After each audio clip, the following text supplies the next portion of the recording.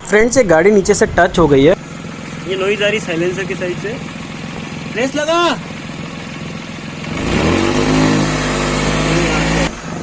ये क्या ऊपर किसका है?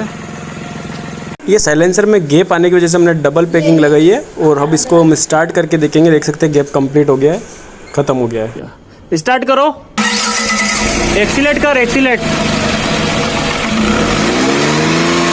ये 80,000 का कैटकॉन था और 4,000 का साइलेंसर। हमने कस्टमर के पैसे बचा लिए। देख सकते हैं एक पैकिंग लगा के। Thank you.